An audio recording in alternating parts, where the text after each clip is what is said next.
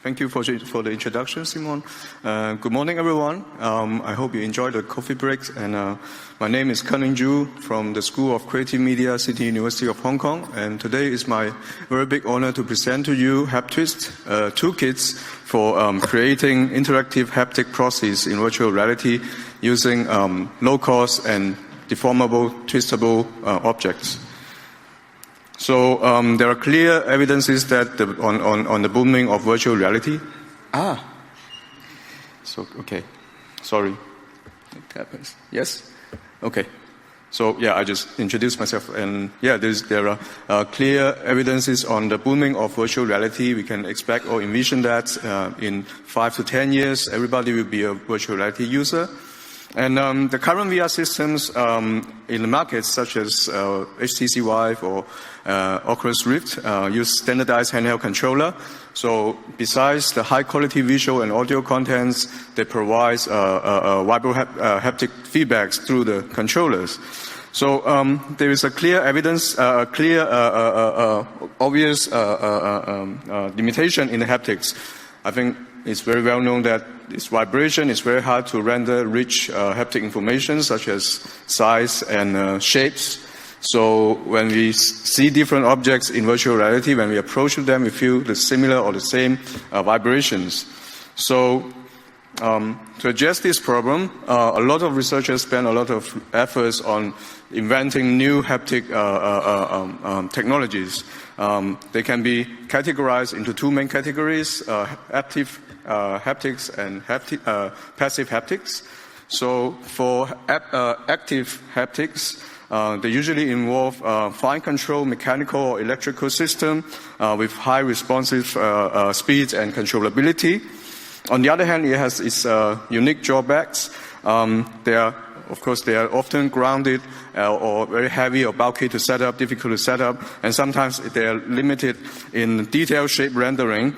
Most of the active haptics devices these days can only render primitive shapes. In contrast to active haptics, passive haptics utilize existing physical objects as the source of the haptic sensations in virtual reality. So this kind of usually is very, physical proxies are cheap to produce.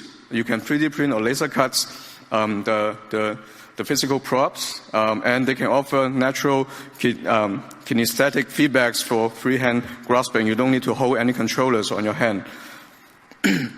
However, passive haptics are usually limited in scalability or reusability. That means if you fabricate a particular shape of the physical physical props, you can only use it to render, to represent a particular type of virtual objects. If you have some new objects in virtual reality, you have to fabricate something new in physical. So you have to sort of throw away the physical props that you fabricate previously. So our goal here in this project and this research is to address the problem of being costly and hard to set up in active haptics, and also trying to address the problem in reusability in passive haptics. So we want to make a toolkit that's easy to use, intuitive to use, to support the users to create haptic props, interactive haptic props in virtual reality in a very low cost. So to achieve this goal, we have gone through 4 steps of research. First of all, we sort of the form factor of the props or the components in our toolkits, and then we conduct 2 pilot studies to validate our choice of choice of the form factor. And then we develop the toolkits with the insights and findings in the pilot studies. And lastly, we evaluated and validated the effectiveness of our toolkits. So the first step, we saw that deformable objects could be a good candidates for making haptic proxies in virtual reality because we can change their shape. For one context, if it's changed context in virtual reality, hopefully we can reuse the same objects and change to the other shape. But there are many different types of deformable and low-cost materials or objects in our daily life. For example, paper, we can fold paper, clay, or fabrics, or assembly blocks, or some of these twistable joint structures. They are all deformable, so which one shall we choose? Right? Which one shall we choose?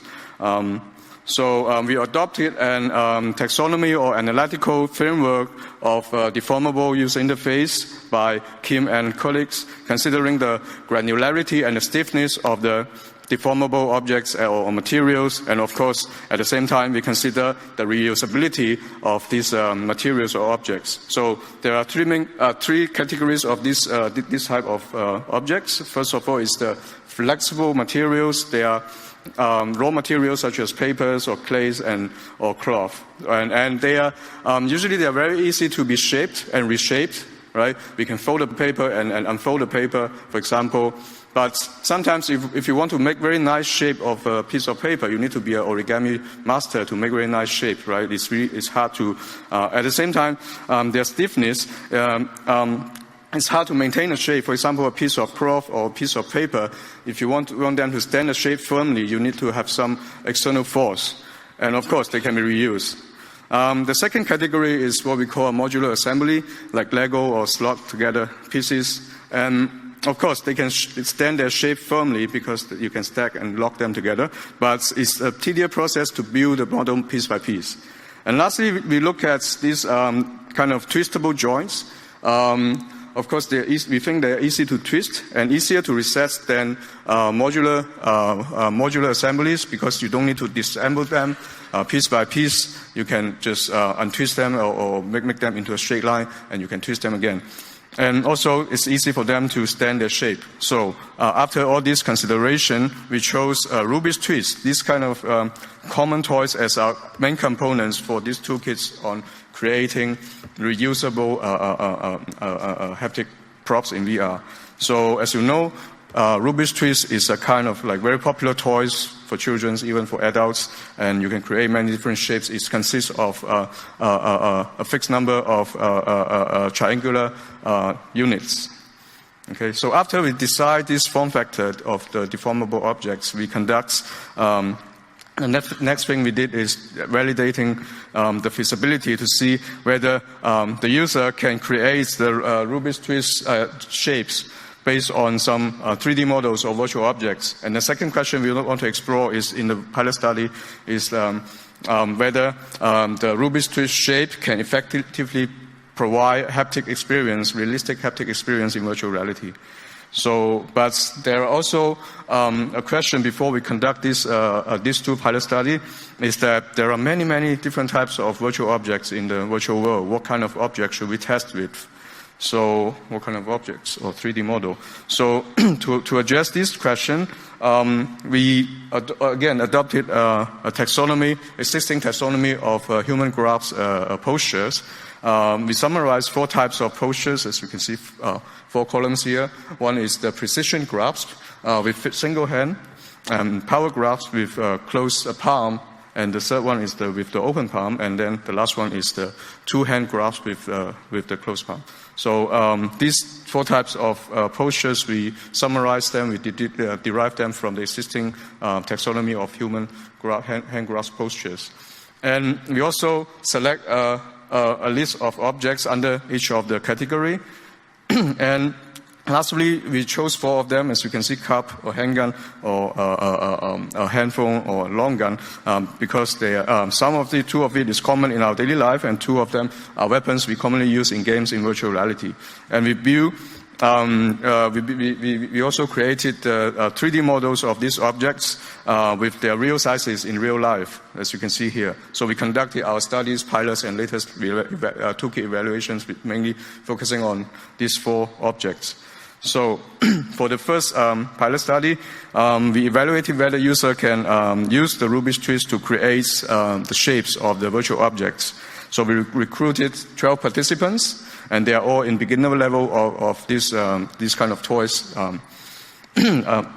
Rubik's Twist. And their task is to follow the 3D model they saw on the screen, and they can rotate and navigate using the mouse and create at least 3 physical replications of the model using the Rubik's Twist. And they also need to pick one that they think that's best matched with the models they saw on the screen. So we measure the time they use in this task and also measure their subjective responses to the questions related to the ease, the enjoyment, also the workload they perceived in this process. So as we expected, the model of the long gun, as it's significantly larger and much larger, it requires significantly more time to create and significantly more workload to create than the model of the phone and also the model of the handgun. So as they are much smaller. The participants also rated it's significantly more difficult to create the model of the long gun than the model of the phone. This is almost the same as our expectation. Later on, I will talk more about some of the other insights. And then we go to the second pilot study that we tested if the Rubik's twist shapes created by the user whether they can be used as the proxy in VR to provide some kind of realistic haptic experience. So we call back the same group of participants because they have already chosen their best choice, the shape they created that they think is the best match. So we want them to come back and evaluate the effectiveness of the shape they created. And also, we want to, they come back 2 weeks after the pilot study, first pilot study. The reason for that is that based on some of the psychological research show that the persistence of human memory will significantly decline after 2 weeks. So we think that they come back after 2 weeks, they will not very much remember what they have created, but since they have chosen the best for them, so they may still think this shape best match for the shape. So their task or activity is to use 3 different modes of object manipulation in 3D. First of all, using real objects, using the shape, Rubik's twist shape they have created, or using the Vive controller. So these 3 conditions, they will experience them in a counterbalance order. And we measure their ratings, subjective ratings to the haptic-related questions in the presence questionnaire. And this is a clip showing the systems we make for this pilot study. So they use this Rubik's twist shape, or they use a real toy gun, not a real gun, or Vive objects. So this is what they see in the virtual reality. They can see their hand. We use Kinect to capture their hand and the object as well. So these are some of the results we find. We found that the Rubik's twist yielded significantly higher ratings. Really? Okay. So higher ratings in the questionnaire. And our pilot study found that they feel it's joyful to create the physical shapes, and most of them are 2D. And it's time consuming for them to create. They find it's really challenging to figure out where to start and how to start. They go through a lot of trial and errors. And also, the second study find that the physical shape they created provided significantly better experience in virtual reality, but sometimes they lack of interactivity. So these results from the pilot study suggested a need for guidance or scaffoldings for the shape creation and interactivity annotation in creating this kind of haptic process. That motivated us to create our toolkits. So HapTwist toolkits, you can load the model and our algorithm generates a plan for the HapTwist twist. And then user can follow the results on the screen to create a shape and attach interactive components. And to go into details, there are software and hardware modules. So we can render the model, and also we provide some GUI for shape generation, and also some configuration functionalities for the input and outputs. And what's the main technical contribution here is our backend algorithm on shape generation, the geometric analysis and shape generation. We've gone through the process of visualization, skeletonization, and segmentation. And based on all this analysis, we sort of place the elements of the triangular modules in Rubik's twist to cover this, to mimic the shape of the 3D model. So details of the algorithm, you can find it in our paper. And for hardware, we provide a set of Rubik's twists in different lengths and also connection slots. And also we incorporate the use of the wipe trackers to track the device as to make the shape as a controller. And also we develop a set of input and output components like buttons and also some vibrators and even peltier modules that can be directly connected to the wipe trackers, can be used to provide input and output interactions on the props. So these are some of the results of the software. And based on the software, we can create the physical replication of some real objects and placing the trackers and triggers and vibrators on the props. So since I am limited in time, I will skip this video and go to the evaluation part. So we evaluate whether the shape generated by our toolkits can provide a sense of presence in haptics in VR with no significant difference from the real objects. And also the second and third hypothesis, we hold that our toolkits can significantly improve the user experience as well as the performance in creating the haptic props. So we recruit 12 participants, different from those in the pilots. And the first task is to experience the shape generated by our tools and as well as the real objects. And the second task is to use our tools to create physical props by themselves. So we found that there's no significant difference in terms of haptic experience between the real object and our results, our props. And more importantly, the effect size of the type of the proxy on all questionnaire are smaller than 0.1. This shows that there's actually no significant statistically difference. And also for second and third hypothesis, we found that our toolkit significantly shortened the time of creating the shape and also the props, and significantly reduced the workload perceived by the user, and significantly increased the joy. And here are some more examples. It's just quick, very quick. And you can find detailed videos in our submissions. So, and lastly, I want to talk about some limitations and future work. So, of course, you can see the size of the tracker is relatively quite big, and it affects the touch experience of touching the virtual model, and will improve our algorithm to optimize the placement. And since the size of the HapTwist also is a little bit big, so it's a bit difficult to render the details. So in future work, we want to incorporate user annotation to find out what's the important details to replicate. And also, it's still a bit time-consuming to create a physical shape. So now we are actually exploring the automatic robotic structures on the for this kind of purpose. So in summary, we validate the choice of Rubik's Twist can be used as components to create physical props, and we develop HapTwist to support this process, and our user studies show the effectiveness of these toolkits. And with that, I want to finish my presentation. I thank you for your attention. I'm happy to take any questions. So, thank you very much, Ken. Is there any question from the audience? You can just basically raise your hand and ask one of the for a microphone. We might have time for 1 or 2 questions.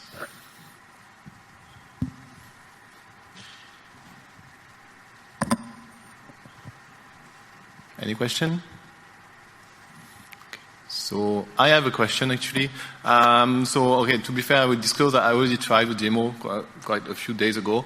And while it definitely feels like you're grasping the object in virtual reality, I was more wondering, like, could you do something also about the weight? Because like when you're replicating a gun, basically the weight of a system is a bit lower. Do you have any input on that? Currently, we didn't focus on simulating the weights of the objects. But it's a very good suggestion. I think, and at the same time, we want to keep everything in very low cost. We don't want to add too many electrical systems into the Rubik's Twist. One way to do it passively is to add some additional weights to each of the segments in the Rubik's Twist. Maybe we can simulate the weights. Yes. There's one more question to your right down here. Yes. Hi, Aman Pranami from IIIT Delhi. I just wanted to ask, since you were trying to replicate the real objects with the Rubik's Twist, did you, on the other hand, also talk about what the Rubik's Twist as a medium was providing additionally, which could open up new opportunities for interactions in VR. If you could reflect a little bit on that. You mean other than simulating the shape? Yeah, other than simulating the real objects, the Rubik twist has its own affordances and constraints. So using that medium, could you, did you come up with some new examples of things that you could do which would not otherwise be possible with the real objects that you were trying to replicate? I guess one of the interesting direction we haven't explored enough is to see whether user can, in real time, in virtual reality, instead can they deform the shape and trigger some of the results in the interaction. Yeah.